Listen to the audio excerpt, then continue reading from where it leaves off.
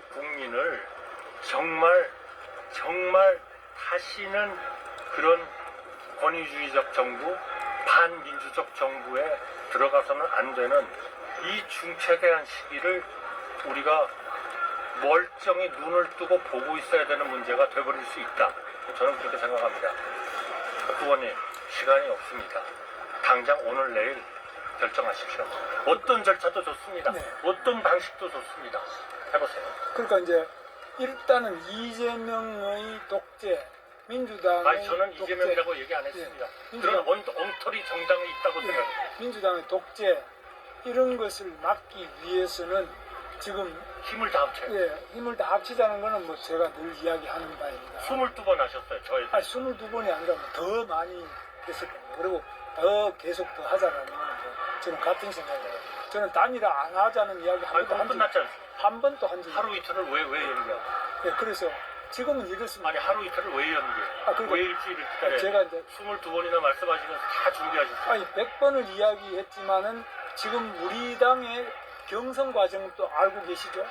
저는 정확히 모릅니다. 그러니까- 당의 일을 어떻게 속속들이 알겠습니까? 저는 당이 정하는 거는 다 받겠다. 왜냐하면 이제까지 경선을 면밀하게 주도하고 만들고 했던 거는 저는 당이 아니었겠나 그렇게 생각합니다. 그거는 아마 후보로서 나서신 우리 후보님께서 그런 절차를 협의를 하셨겠지만 그거를 구성은 하지 못하셨을 거 아닙니까? 그러니까 지금은 이제 후보가 되셨으니까 충분히 의견도 제시하실 수 있을 것이고 그런 걸 통해서 저는 오늘 내일 하면 됩니다. 더 이상 뭐하러 일주일을 기다립니까? 그러면 저는 지금 경선 과정을 거쳐서 또 저만이 아니라 많은 다른 후보들이 한 10명 이상의 후보들이 다 돈 1억씩 내고 또 한 번 또 다음 통과하면 또 1억을 내고 또 그 다음 또 1억을 내고 많은 과정을 거쳐서 제가 여기 와 있지 않겠습니까? 그러면 우리 후보님께서 한덕수 후보님께서는 어디서 오셔가지고 저보고 빨리 단일화를 하자 그 이야기하시는 내가 약속을 했으니까 저보고 당신이 책임 있지 않느냐 단일화 안 하면 당신 책임이 아니냐 책임 있으신 거죠? 이렇게 말씀하시거든요. 책임 있으신 왜 거죠? 저한테 책임을 아니 묻습니까? 22번이나 아니 그렇게 22번을 하겠다고 그러셨는데 이야기했다고 왜 또 일주일을 또 연기합니까? 그러면 자 후보님께서는 왜 지금 뒤늦게 나타나서 국민의힘의 경선 다 거치고 돈 다 내고 저는 모든 절차를 다 따랐어요. 그런 사람한테 난데없이 나타나서 나를 12일까지 경선을 완료해라 그 말씀 아닙니까? 완료하라고 제가 말씀드린 적이 네. 없습니다. 저는 지금의 상황이 너무 급하고 우리가 그런 무도한 정당이나 그런 생각을 하는 분들한테 이 나라를 넘겨가지고는 정말 우리가 이제까지 쌓아온 오늘 박정희 대통령한테 가서도 제가 그걸 느꼈습니다만 한강의 기적을 이룬 경제 기적의 첫 발을 내디딘 그런 대통령께서 이룩하신 물론 공과가 있습니다. 그러나 우리 나라를 살리고 우리나라를 제대로 된 나라로 그렇게 부강하게 만든 그분의 그런 것들을 봤을 때 우리가 그런 무도한 정부, 엉터리 정부, 엉터리 정책을 하는 정부한테 넘길 수는 없다. 그런 절박감 때문에 저는 제가 할 수 있는 가장 빠른 시간에 이 대통령으로서 이 역할을 해야 되겠다라고 나온 겁니다. 그러니까 저는 그거는 후보님한테 달렸습니다. 저는 오로지 제가 말씀드리는 거는 당이 정하는 모든 방식, 당이 정하는 어떠한 것도 다 받아들이고 우리 후보님하고 단일화를 했으면 좋겠다. 그러나 후보님 판단이 그건 아니다. 일주일은 반드시 있어야 되겠다. 그러시다면 저는 우리의 이런 시급성을 보고 국민들의 어떤 지금 이런 명령 또 저는 뭐 오늘 신문에 보니까 당원들도 거의 뭐 87%가 단일화를 우리 후보님하고 저하고 해라 그렇게 얘기를 하고 있고 83% 정도는 단일화가 필요하다. 단일화가 필요하다는 게 83%, 단일화를 김문수 후보와 제 간에 하라는 게 87%쯤 됐다고 제가 얼핏 그 중에 저도 포함되어 있습니다. 언론에서 봤습니다. 네. 그러니까 우리가 그렇게 그러한 그 국민과 우리 당원의 뜻에 저는 따라야 된다고 봅니다. 제가 지금 당원에 대해서 제가 책임질 그러한 입장은 아닙니다만 그러나 그것이 우리 지금 그러한 것을 상당 부분 영향력을 가지고 계시고 의견을 내실 수 있는 우리 김 후보님께서 나는 그거는 도저히 아니라고 생각한다. 그렇게 생각하면 그거는 제가 국민에 대한 의무는 국민에 대해서 할 수 있는 거는 저는 10일과 11일에 걸쳐서 하게 돼 있는 우리 그 후보 등록을 저는 안 하는 것이 제가 유일하게 우리 국민들한테 국민 여러분 죄송합니다. 제가 우리 김문수 후보님을 설득 못했습니다. 라고 하는 것에 대한 제대로 된 저의 결정이다. 저는 그렇게 믿고 있습니다. 저는 이제 궁금해서 묻는데 그러면은 그렇게 국민의힘의 당의 모든 결정에 따르겠다고 하신다면 당연히 국민의힘에 들어오셔가지고 국민의힘의 경선에 참여하는 게 옳지 않겠나 이렇게 생각할 수밖에 없지 않겠습니까?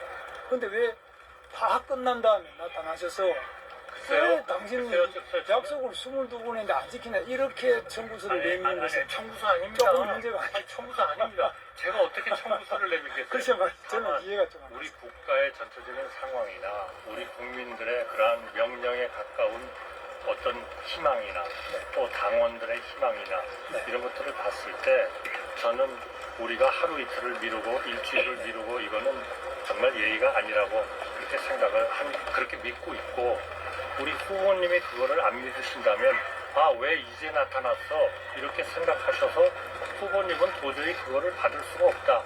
그러면 저로서의 결정은 저의 국민에 대한 결정은 제가 후보로서 등록하지 않는 것이다. 그렇게 믿고 있다는 말씀을 드리고요. 그러니까 어디에 있다가 지금 나타났냐 그런 말씀은 조금 그 전체적인 상황을 정확하게 보시는 건 아니지 않냐. 만약에 지금 이 단일화라는 게 제가 된다고 보장되는 것도 없고 우리 후보님이 반드시 이 단일화에서 이기신다는 것을 담보할 수 아따, 없는 시키 그런 많이 많네. 상황에서 한번 이 결정을 받는 거 아니겠습니까? 아니, 그렇다면 우리 후보님이 만약에 아니시고 제가 이렇게 됐다. 그럼 저는 아까 말씀드린 대로 즉각 입당을 하겠다. 왜냐하면 그거는 국민의힘의 전체적인 이 선거에 대한 여러 가지 우리가 일종의 당이 할 수 있는 여러 가지 일들이 있기 때문에 그걸 당연히 같이 해야 된다고 믿고요. 만약에 그때 제가 됐다. 그러면 만약 제가 단일화라는 걸 해가지고 무소속 후보로서 제가 갑자기 마음이 바뀌어가지고 아니 저는 뭐 단일화를 해서 우리 후보님이 양보를 해주셨는데 저는 계속 무소속 후보로 남아있겠습니다. 이러는 상황이 돼버리는 방법도 그런 상황도 저는 절대로 그렇게 않겠다. 저는 즉각 입당하겠다는 거를 공개적으로 밝힙니다만 말도 안 되는 소리 하고 크게 있네. 다를 게 뭐가 있냐. 저는 이제 그 말씀을 드리는 겁니다. 그러니까 자꾸 왜 국민의힘에 진작 들어오지 안 들어왔냐 하는 거는 그거는 제 사정이 그랬었다는 거를 제가 지금 설명을 드렸고요. 그거를 좀 이해해 주셨으면 좋겠고 또 이해를 안 해 주셔도 할 수 없습니다. 그거는 우리 후보님의 판단이시고 저는 또 저의 판단을 하는 수밖에 없다. 그런 과정에서 어떤 게 정말 우리 국민을 위하는 길이냐 어떤 게 진짜 우리 당원들을 위하는 거냐 하는 거는 저는 저대로 판단할 거고요. 후보님은 후보님대로 판단을 하시죠. 해주시죠. 저는 이제 우리 총리님께서 국정을 많이 운영해 보시고 강요들도 다 통솔을 해보시고 이렇기 때문에 그 부분에 대해서는 굉장히 훌륭하신 점이 있지만 정당에 대해서는 한 번도 해보신 적이 없지 않습니까? 저는 정당을 그래도 좀 오랜 기간 동안 해봤기 때문에 말씀드리면 후보님 같은 이런 경우에는 거의 우리나라 정당 역사에도 없습니다. 아주 당원도 아니고 등록도 안 하겠다는 분이 나타나서 이 경선이 끝난 그래도 제1 야당인데 여당인데 제1 정당에 대해서 후보로 공식적으로 하자 없이 선출된 후보에 대한 매일 그 소리야. 매일 그 소리. 안 하느냐. 하나 많아야. 당신 당이 정하는 대로 해라 이렇게 요구하시는 이런 경우는 아마 전 세계 정당 역사상 처음일 거예요. 그래서 저는 이건 뭐 물론 경험이 없으시니까 그럴 수 있다고 생각합니다.